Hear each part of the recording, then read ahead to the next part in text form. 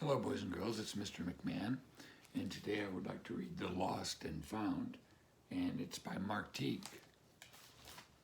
It was nominated for a Children's Book of the Year in 2001. Here's our title page. I think I might skip the first page. I apologize. And I did. Here we go. Wendell and Floyd were in trouble. That morning, a giant squid had trapped them in the boys' restroom for almost an hour, causing them to miss a math test. Their teacher, Ms. Gernsblatt, had been furious. "We have no luck," said Floyd.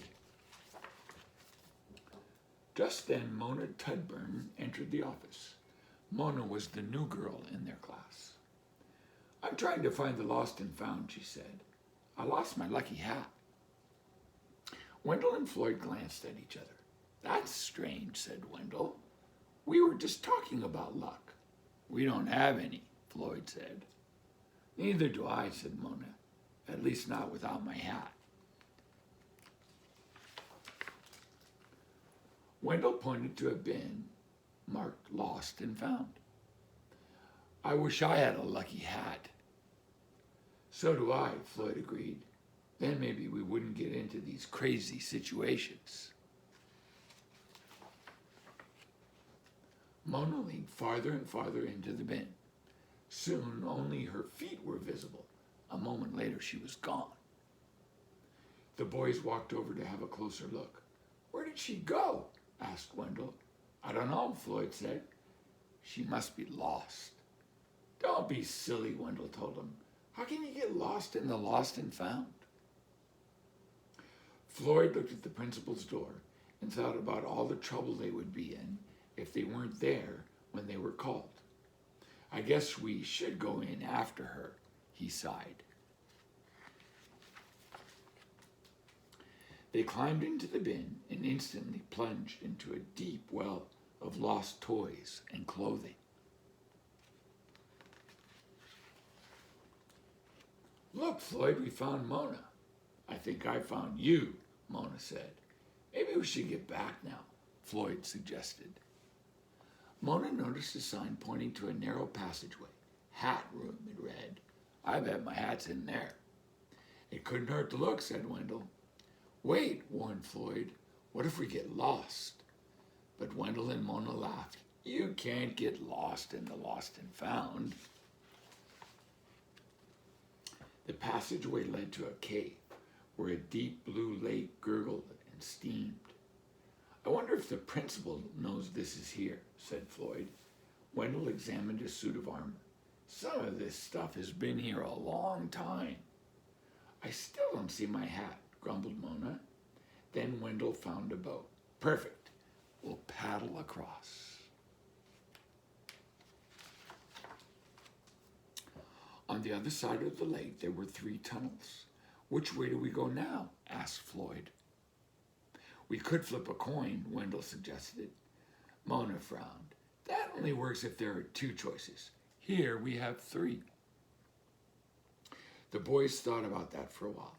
Finally, Wendell threw up his hands. "Let's try the middle one."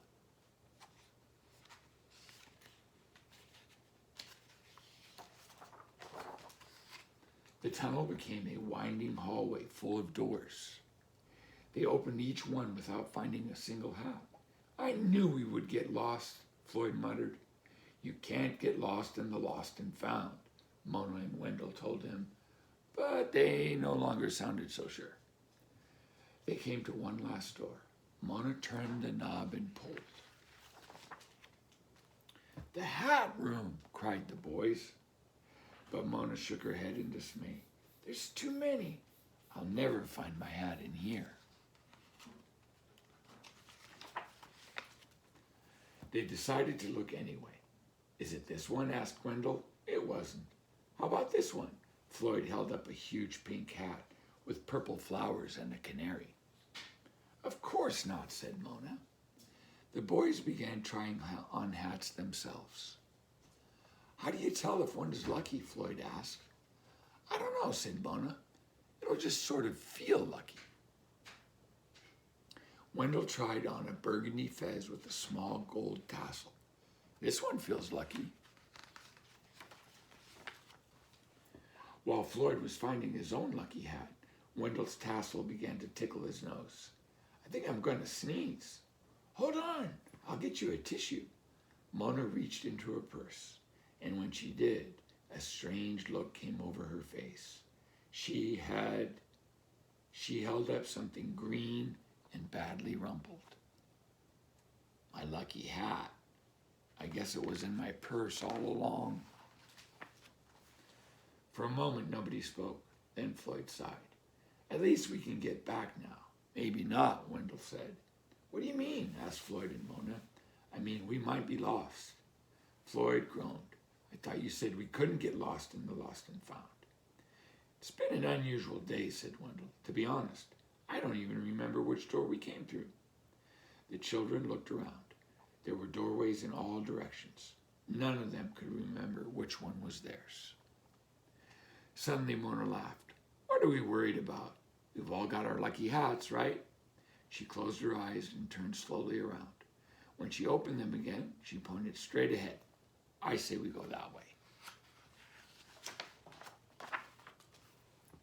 After a long journey, the children's heads popped out of the lost and found bin, just in time to hear the principal call, Wendell and Floyd, come in here, please.